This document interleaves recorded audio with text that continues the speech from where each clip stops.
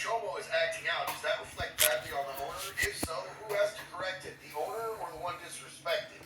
See, I think there's a pretty common misconception about what a Chomo is actually paying for when they pay a gang for protection.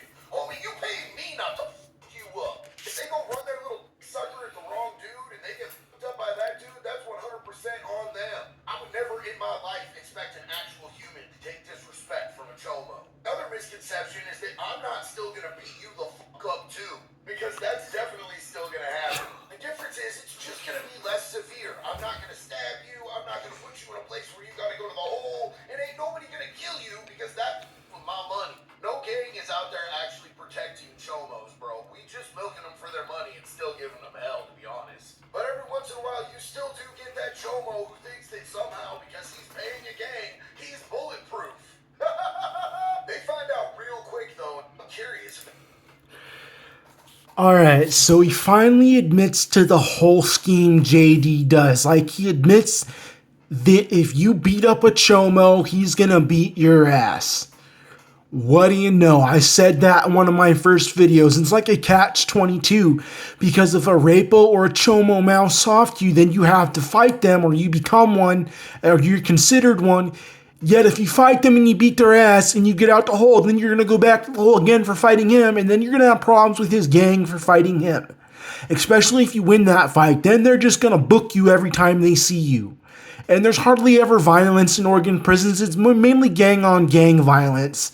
Like, gang-on-good dude violence doesn't normally happen unless a good dude basically tells on the gang or they take off on one of their rapos.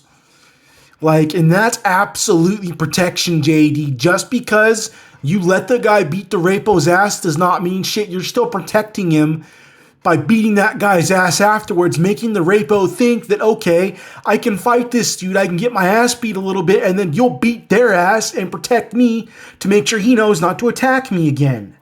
That's exactly what you're doing. This is wrong, and this is why I say that Oregon is one giant PC system of inmates.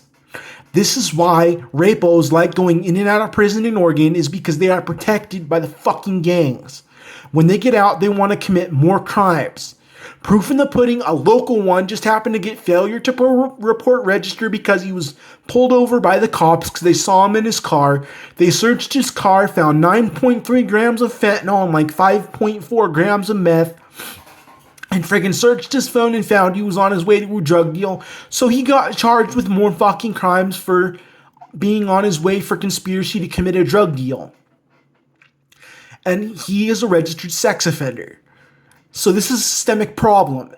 If you policed rapos like you were supposed to, they'd be so afraid to go back to prison. They would not commit new crimes and go back to prison, saying they don't care if they go back to prison.